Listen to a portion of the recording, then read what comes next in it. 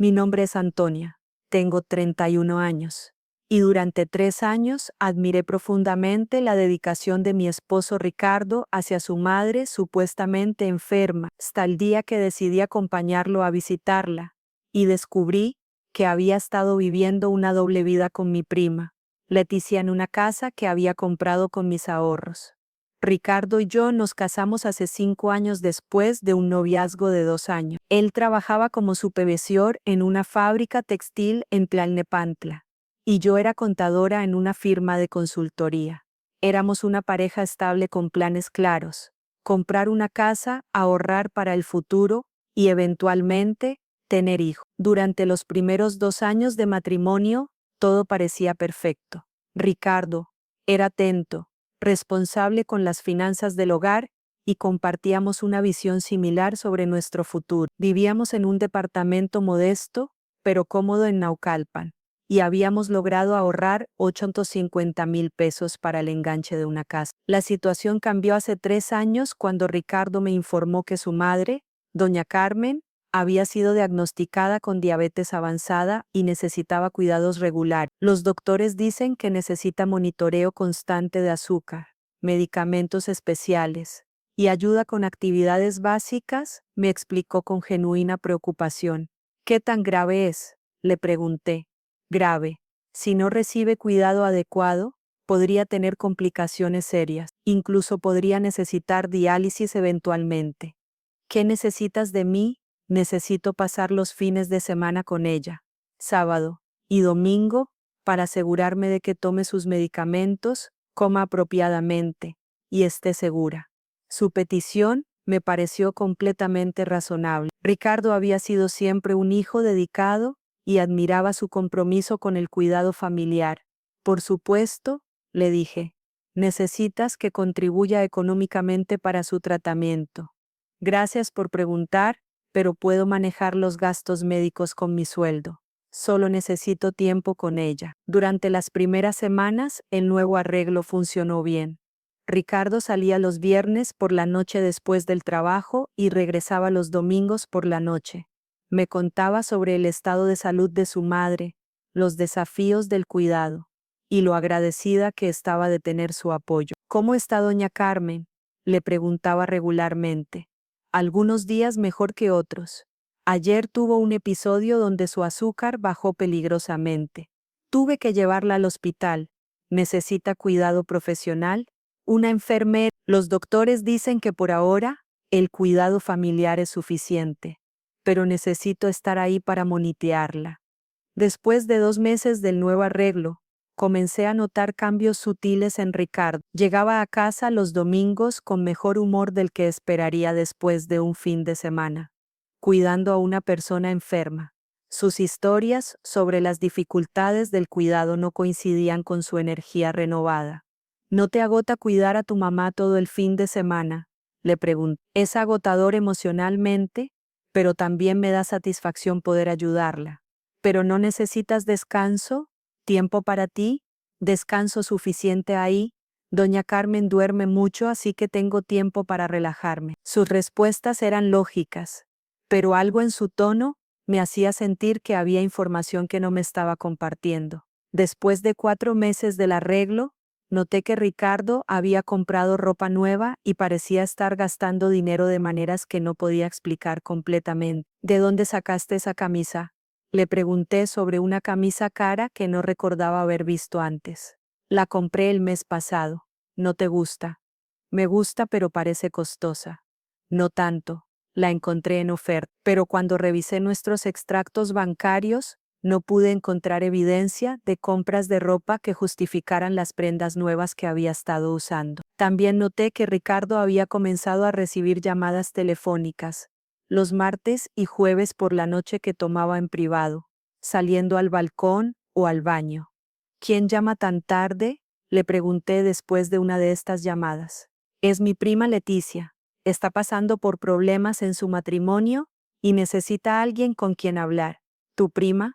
¿La hija de tu tía, Rosa? Sí, está considerando divorciarse y necesita consejo familiar. Su explicación era creíble. Leticia había estado casada durante 4 años y había mencionado ocasionalmente tensiones con su esposo. Pero me pareció extraño que me llamara Ricardo en lugar de a otras mujeres de la familia, para consejos sobre problemas matrimoniales. ¿Por qué no habla con tu tía Rosa o con tu hermana sobre sus problemas? Dice que se siente más cómoda hablando conmigo porque soy hombre y puedo darle perspectiva diferente. Y estas conversaciones no pueden ser durante el día. Ella trabaja durante el día, y por las noches es cuando más ansiosa se siente sobre su situación. Sus explicaciones siempre eran lógicas, pero la combinación de cambios pequeños me hacía sentir incómoda de maneras que no podía articular completamente. 6 meses después de que comenzara a cuidar a su madre, Ricardo me pidió algo que me sorprendió. Antonia, necesito pedirte un favor grande. ¿Qué necesitas? Necesito usar parte de nuestros ahorros para ayudar con los gastos médicos de mi mamá. ¿Cuánto necesitas? 200,000 pesos. La cantidad me impactó. ¿200,000 pesos? ¿Para qué específicamente? Los doctores recomiendan un tratamiento especializado que no está cubierto por su seguro. Es caro, pero podría mejorar significativamente su calidad de vida. ¿Qué tipo de tratamiento? Terapias de insulina avanzada y equipos de monitoreo especializado para la casa. ¿Puedo ver la información sobre este tratamiento? ¿Hablar con sus doctores? Por supuesto, pero los doctores solo pueden discutir detalles médicos conmigo porque soy su contacto principal. ¿Pero puedo acompañarte a una cita? Mi mamá prefiere mantener las citas médicas privadas. Se siente incómoda con muchas personas presentes. Sus explicaciones mantenían lógica superficial, pero había una resistencia sutil a mi participación directa que me hacía sentir excluida de decisiones importantes sobre nuestro dinero. Ricardo, son nuestros ahorros para la casa. No podemos buscar otras opciones de financiamiento. He explorado todas las opciones. Los préstamos médicos tienen tasas de interés altísimas. Usar nuestros ahorros es la opción más práctica.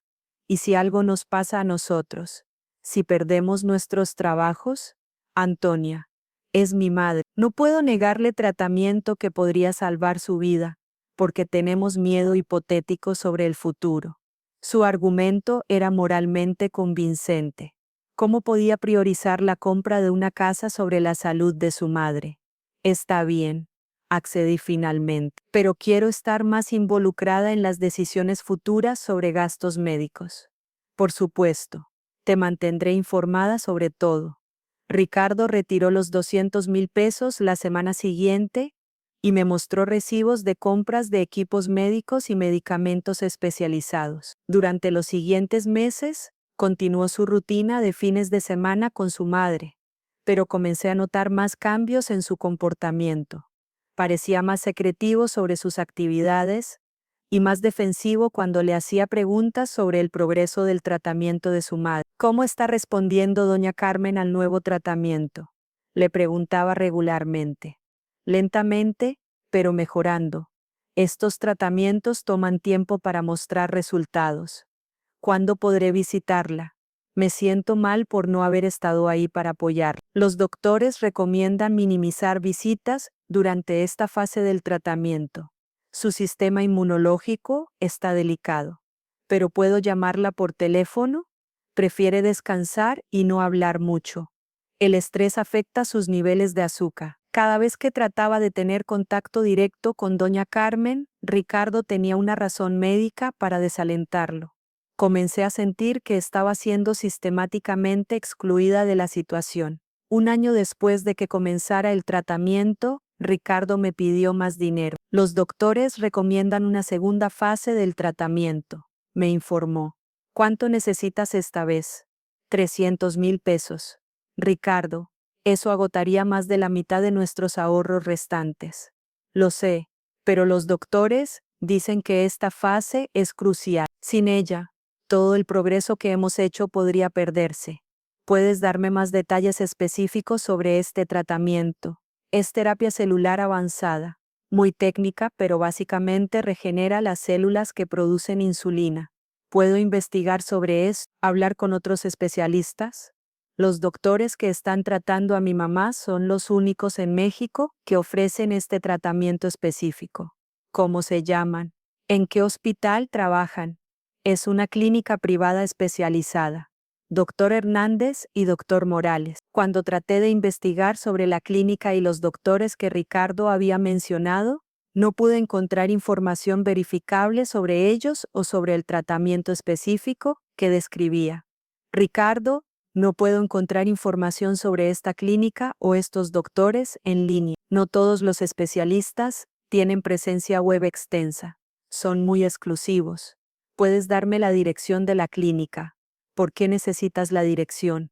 Porque quiero verificar que nuestro dinero está siendo usado apropiadamente. Antonia, ¿estás cuestionando mi honestidad sobre la salud de mi madre? Su respuesta me puso en una posición difícil. ¿Cómo podía expresar dudas sobre gastos médicos sin parecer que estaba siendo insensible hacia su madre enferma? No estoy cuestionando tu honestidad, solo quiero entender mejor la situación médica. La situación médica es complicada y los doctores manejan los detalles. Mi trabajo es asegurarme de que mi madre reciba el cuidado que necesita. Pero Ricardo, también es mi dinero. Tengo derecho a entender cómo se está usando. Tienes razón. Pero también confío en que entiendes que esta es una situación de vida o muerte. Finalmente accedí a proporcionar los 300,000 pesos adicionales. Pero insistí en que esa sería la última contribución sin evidencia médica más detallada. Durante los meses siguientes, mi relación con Ricardo se volvió más tensa. Yo estaba frustrada por mi exclusión de decisiones sobre el cuidado de su madre, y él estaba defensivo sobre mis preguntas sobre gastos y tratamiento. También noté que las llamadas telefónicas con Leticia se habían vuelto más frecuentes y más largas. Algunas noches, Ricardo pasaba 1 hora o más hablando con ella sobre sus problemas matrimoniales. ¿Los problemas de Leticia están empeorando?, le pregunté después de una llamada particularmente larga. Está pasando por un momento muy difícil. Su esposo está siendo más controlador y ella está considerando irse de la casa. ¿Hay algo que podamos hacer para ayudarla? Solo necesita apoyo emocional por ahora. Si esta historia ya te está pareciendo increíble, dale like y suscríbete para más historias impactantes. Y dime en los comentarios, ¿estás viendo esto durante tu pausa del trabajo o ya en casa relajándote? 2 años después de que comenzara el cuidado de su madre, decidí que necesitaba ver a doña Carmen personalmente, sin importar las objeciones de Ricardo. Voy a acompañarte este fin de semana, le informé un viernes por la mañana. Antonia, ya te expliqué que los doctores recomiendan limitar visitas. Han pasado 2 años.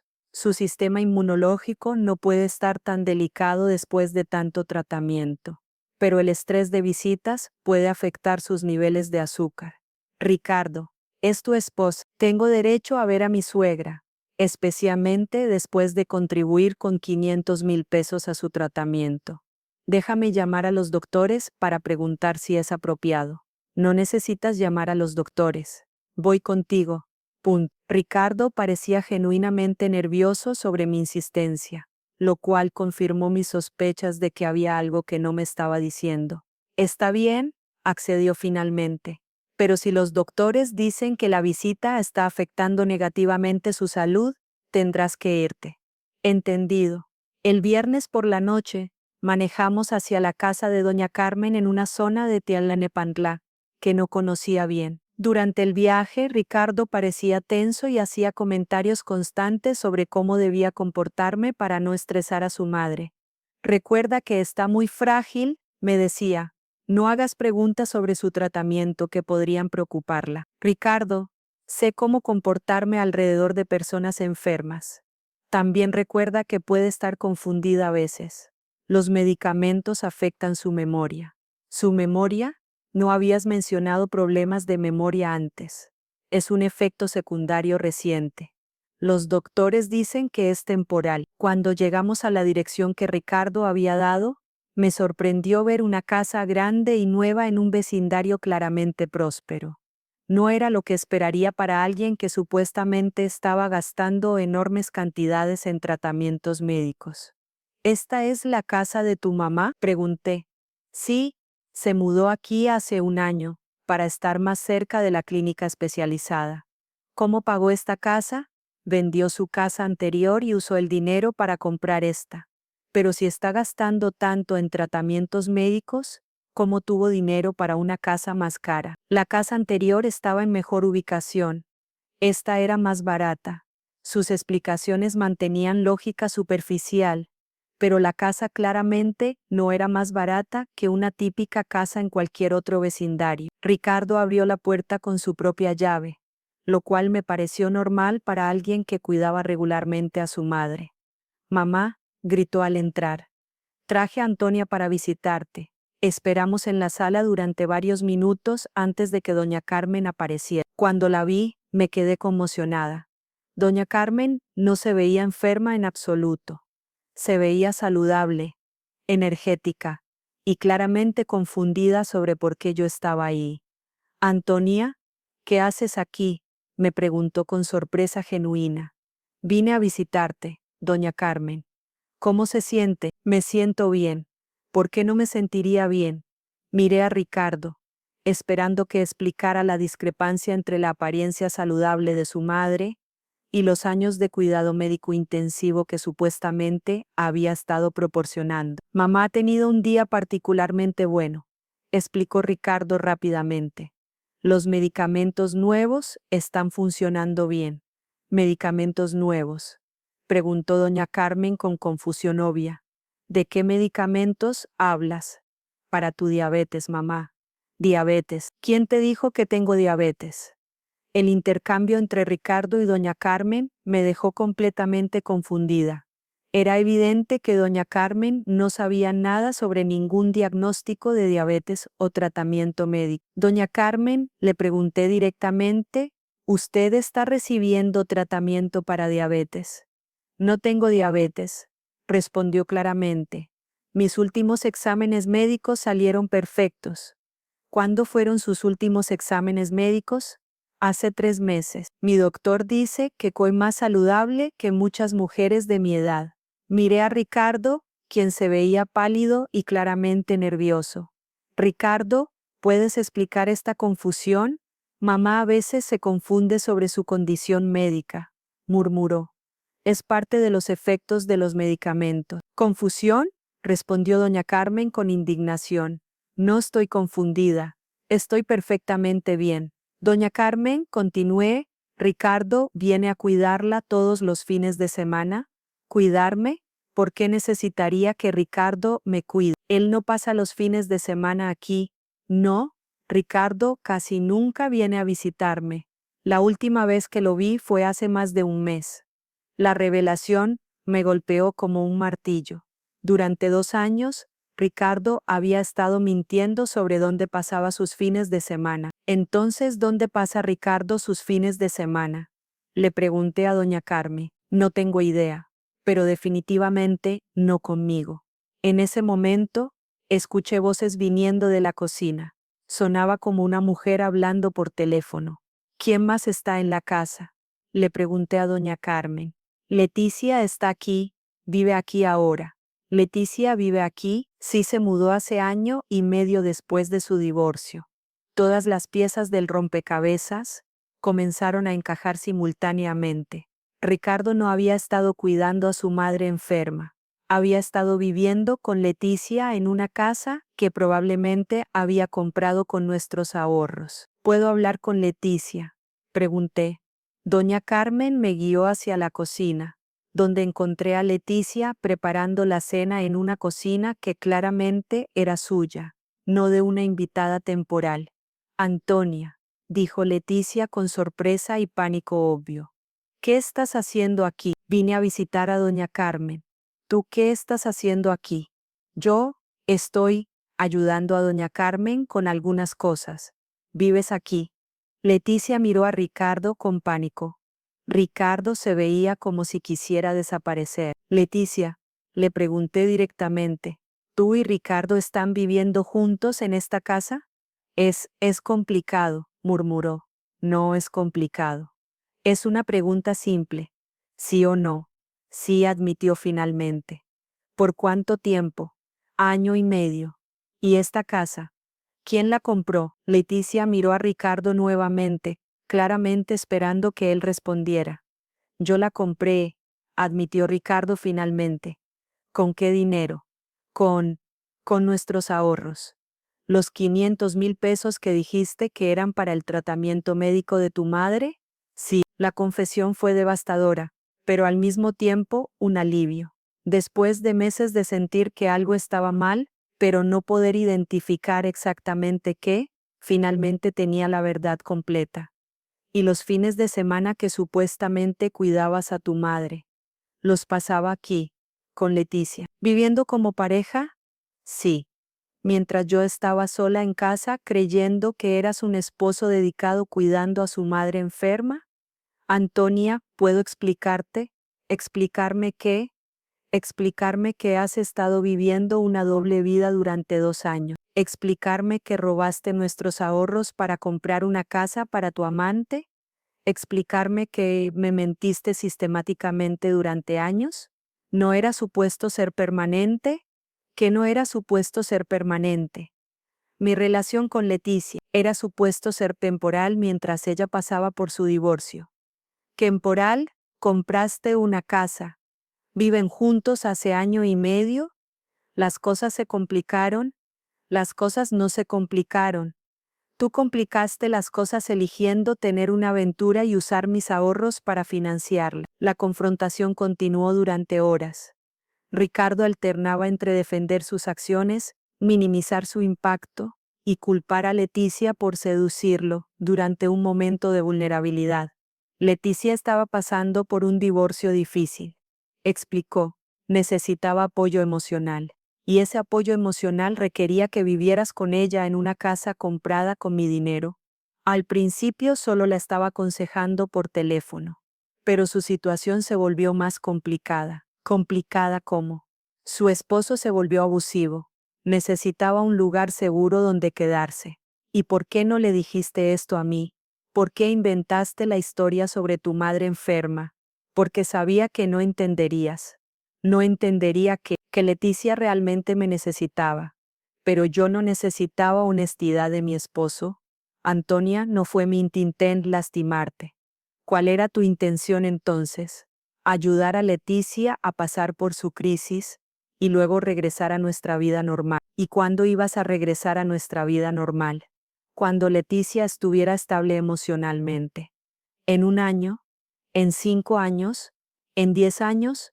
No había un cronograma específico, porque no había intención real de regresar. Sí había intención. Ricardo, compraste una casa. No compras una casa para una situación temporal. Al final de la confrontación, la verdad completa era devastadora. Ricardo había estado teniendo una aventura con Leticia durante 2 años. Había usado 500,000 pesos de nuestros ahorros para comprar una casa donde vivir con ella. Había inventado una enfermedad ficticia para su madre para justificar sus ausencias de fin de semana. Había manipulado mi compasión y amor familiar para financiar su segunda vida. No había tenido intención real de terminar la aventura. La traición era elaborada y sistemática, que inicialmente mi cerebro se negó a procesarla completamente. Esa noche, después de la confrontación más devastadora de mi vida, conduje de regreso a casa sola. Ricardo se quedó en la casa que había comprado con mi dinero. Durante los siguientes días, comencé el proceso de desenredar mi vida de la de Ricardo. Contraté un abogado para iniciar procedimientos de divorcio. Documenté evidencia de su uso fraudulento de nuestros ahorros y comencé a evaluar mis opciones para recuperar al menos parte del dinero. ¿Cuáles son las probabilidades de recuperar los 500,000 pesos? Le pregunté a mi abogado. Depende de varios factores. Si podemos probar que él usó dinero marital para comprar propiedad para una tercera persona sin tu consentimiento, tenemos un caso sólido. Y la casa podría ser considerada propiedad marital, lo que significa que tendrías derecho a la mitad de su valor. Pero Leticia vive ahí, eso es problema de ellos. Tu interés financiero en la propiedad no cambia basándose en quién la está ocupando. El proceso legal duró 8 meses. Durante este tiempo no tuve contacto directo con Ricardo, pero a través de amigos mutuos me enteré de que su relación con Leticia se había vuelto tensa después de que yo descubriera su situación. Leticia no esperaba que la aventura se volviera pública, me contó mi amiga Patricia. Ahora está enfrentando juicio de la familia y presión social.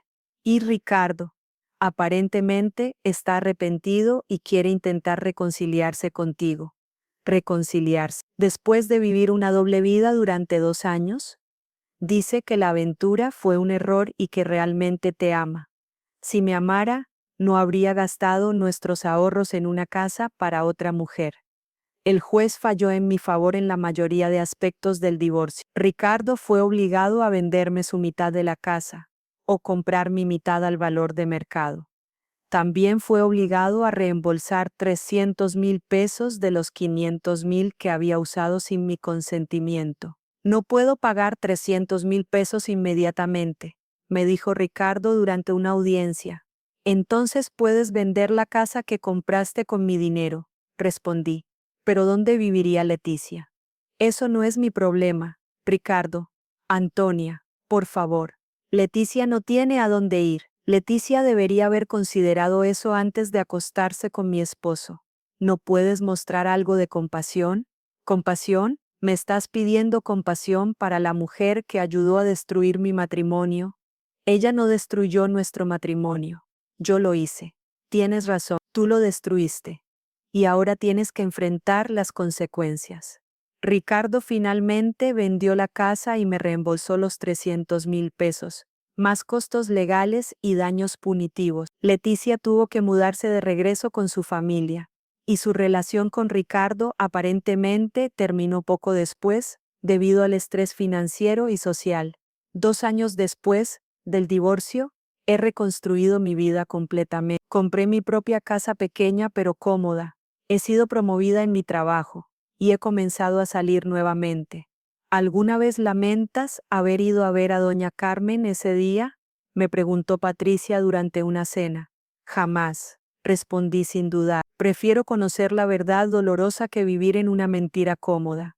¿Y si Ricardo te hubiera dicho la verdad desde el principio? Si hubiera admitido que quería ayudar a Leticia después de su divorcio, habríamos tenido una conversación difícil sobre límites apropiados y apoyo familiar, pero habríamos tenido esa conversación como esposos honestos. ¿Crees que habrías estado dispuesta a ayudar a Leticia? Tal vez, pero de una manera transparente y con límites claros. No habría estado dispuesta a financiar una casa donde mi esposo pudiera vivir una segunda vida. La experiencia me enseñó lecciones valiosas sobre confianza, verificación y la importancia de seguir instintos cuando algo se siente extraño en una relación. También me enseñó que la compasión hacia familiares en crisis no debe ser ciega. Ayudar a familiares es admirable, pero no cuando esa ayuda se convierte en traición hacia tu pareja. Hoy, cuando conoce a hombres nuevos, soy mucho más directa sobre expectativas de transparencia en relación. Si alguien tiene compromisos familiares significativos, espero involucramiento completo en lugar de ser excluida de decisiones importantes. ¿Sigues enojada con Ricardo?, me preguntó mi terapeuta durante una sesión reciente. No estoy enojada, respondí. Estoy agradecida. Agradecida porque me libró de una vida donde habría sido perpetuamente engañada. La verdad, incluso cuando es devastadora, es mejor que una mentira cómoda. La experiencia también me enseñó a valorar mi propia intuición. Durante meses había sentido que algo estaba mal, pero había descartado esos sentimientos porque las explicaciones de Ricardo sonaban lógicas superficialmente. En relaciones futuras, confío más en mi instinto y hago preguntas más directas cuando algo no se siente correcto. Al final, Ricardo me hizo un favor extraño. Me libró de un matrimonio basado en mentiras sistemáticas y me permitió construir una vida basada en honestidad y autenticidad. 3 años después del divorcio, comencé una nueva relación con Miguel, un ingeniero que conocí a través del trabajo. La diferencia era notable. Miguel era consistentemente transparente sobre sus actividades, sus relaciones familiares y sus finanzas. ¿Le has contado a Miguel sobre Ricardo? Me preguntó Patricia durante una de nuestras cenas mensuales. Sí, desde el principio. Le expliqué por qué necesito transparencia completa sobre actividades de fin de semana y gastos significativos. ¿Y cómo reaccionó? Dijo que entendía completamente y que prefería una relación donde ambos pudiéramos ser totalmente honestos sobre todo. ¿Y ha cumplido con eso? Hasta ahora sí, pero también he aprendido a confiar en mi intuición de manera diferente. ¿Cómo? Antes, cuando tenía sospechas sobre Ricardo, las descartaba porque él me convencía de que estaba imaginando cosas. Ahora, si algo se siente incorrecto, lo investigo en lugar de ignorarlo. Durante el 4 año después del divorcio, establecí mi propio negocio de consultoría financiera especializado en ayudar a mujeres que habían sido víctimas de fraude financiero doméstico. La experiencia con Ricardo me había enseñado mucho sobre cómo detectar y documentar este tipo de abuso. ¿Cuántas mujeres has ayudado?, me preguntó Miguel mientras discutíamos mi trabajo. En el último año, principalmente casos donde esposos usaron dinero marital para financiar aventuras o hicieron inversiones significativas sin consentimiento.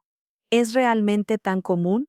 Más común de lo que la gente imagina. Muchas mujeres no se dan cuenta de que tienen derechos legales cuando su dinero es usado fraudulentamente por sus parejas.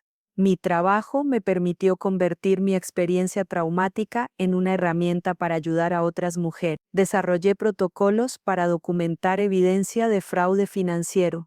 Trabajé con abogados especializados en derecho familiar y creé talleres sobre protección financiera en matrimonio. ¿Qué consejo le das a mujeres que sospechan que sus esposos están usando dinero familiar inapropiadamente?, me preguntó una periodista durante una entrevista.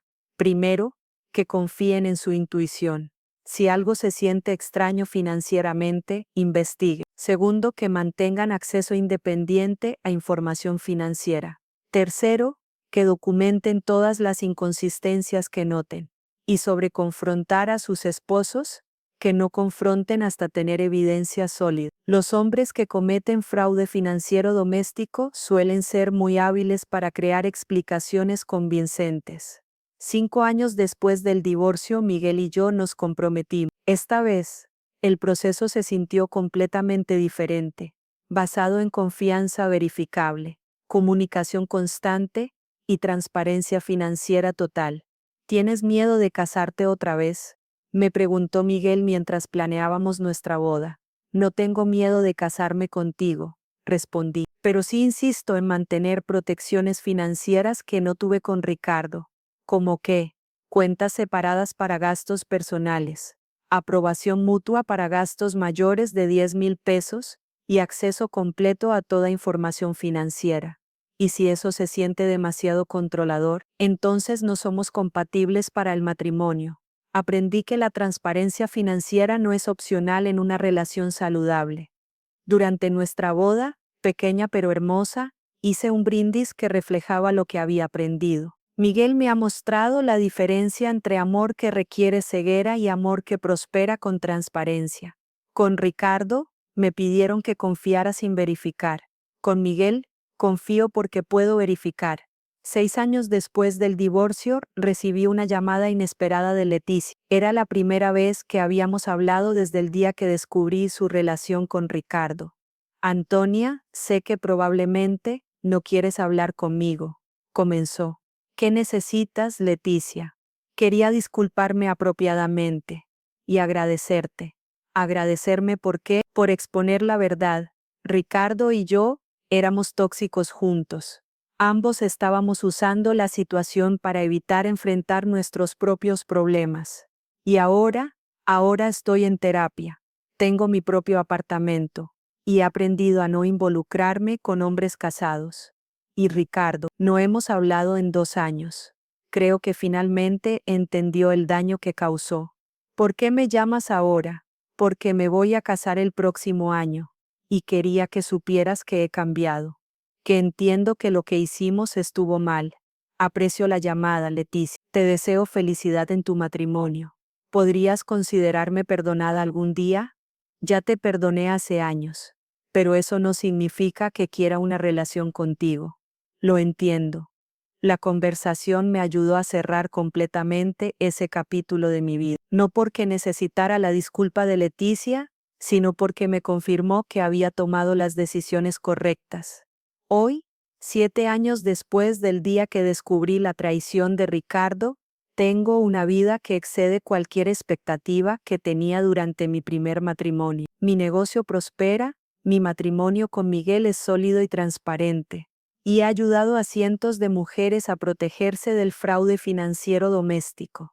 La experiencia me enseñó que algunas mentiras son tan fundamentales que destruyen permanentemente la base de una relación, pero también me enseñó que es posible reconstruir desde cero y crear algo mucho mejor.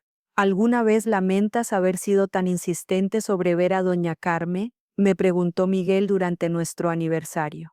Nunca, respondí sin hesitar. Esa insistencia me salvó de años adicionales de ser engañada. ¿Y no te preocupa que sea demasiado desconfiada ahora? Hay una diferencia entre desconfianza patológica y verificación inteligente. Yo practico verificación inteligente. ¿Cuál es la diferencia? La desconfianza patológica asume que todos mienten. La verificación inteligente simplemente confirma que las palabras coinciden con las acciones. La historia me enseñó a valorar la verdad por encima de la comodidad, la transparencia por encima de la armonía superficial y la autenticidad por encima de las apariencias. Al final, Ricardo pensó que podía tener lo mejor de ambos mundos: una esposa estable que financiara su estilo de vida y un amante emocionante que le proporcionara pasión. Descubrió que intentar vivir dos vidas simultáneamente eventualmente resulta en no tener ninguna vida auténtica. Mi experiencia demostró que la verdad, incluso cuando es devastadora, siempre es preferible a una mentira cómoda, y que a veces, las mayores traiciones se convierten en los trampolines hacia la mayor autenticidad.